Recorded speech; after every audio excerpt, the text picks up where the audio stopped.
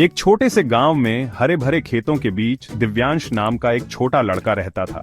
उसका परिवार गरीब था, खाना भी मुश्किल से जुटता था, लेकिन दिव्यांश का दिल बहुत नेक था। हर सुबह वह अपनी माँ की मदद करता था, ताजी सब्जियों की टोकरियां बाजार ले जाने में। उसकी मुस्कान सुबह के सूरज की तरह हर ग्राहक का स्वागत करती थी। दिव्यांश कभी किसी को धोखा नहीं देता था, हमेशा सही तौल और ताजी सब्जियां देता था। एक गर्म दोपहर जब दिव्यांश घर जा रहा था, उसने देखा कि एक बूढ़ा आदमी लकड़ियों के भारी बोझ से परेशान हो रहा है। आदमी का कमजोर शरीर हर कदम पर कांप रहा था, उसका चेहरा थकान से भरा हुआ था। दिव्यांश का दयालु हृदय उस पर पिघल गया। वह धीरे से बूढ़े आदमी के पास गया, उसकी भौहें चिंता से भरी हुई थीं। दादा, दिव्यांश ने विनम्रता से पूछा, क्या मैं आपकी मदद कर सकता हूं ये लकड़ियां ले जाने में? बूढ़ा आदमी रुका, उसकी धुंधली आंखें दिव्यांश से मिली।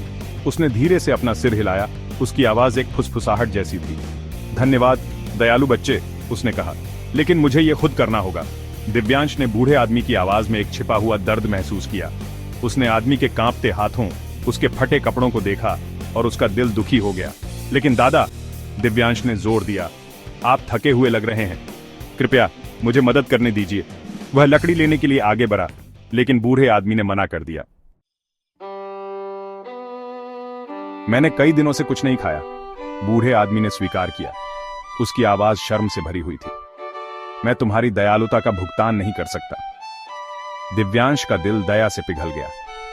उसने अपने झोले में हाथ डाला, कुछ पके टमाटर और एक खीरा निकाला।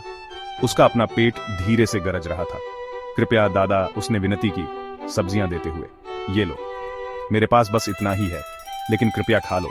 बूढ़े आदमी की आंखें आश्चर्य से चौड़ी हो गईं। उसने उस छोटी सी भेंट को देखा, फिर दिव्यांश के सच्चे चेहरे को। धीरे धीरे एक उज्जवल मुस्कान ने उसके झुर्रियों वाले चेहरे को रोशन कर दिया। उसने सब्जियां स्वीकार कर लीं, उसकी आवाज भावुकता से भर गई। अचानक एक तेज रोशनी ने बूढ़े आदमी को घेर लिया। दिव्यांश ने अपनी आंखें ढंक लीं, उसका दिल तेजी से धड़क रहा था। जब रोशनी कम हुई तो बूढ़ा आदमी गायब हो गया था। उसकी जगह पर एक भव्य आकृति खड़ी थी, जो एक अर्धचंद्र और उसके बालों से बहती हुई नदी से सुशोभित थी। यह स्वयं भगवान शिव थे। दिव्यांश, भगवान शिव ने कहा, उनकी आवाज दिव्य शक्ति से गूंज रही थी। तुम्हारी दया और ईमानदारी ने मेरा दिल छू लिया है।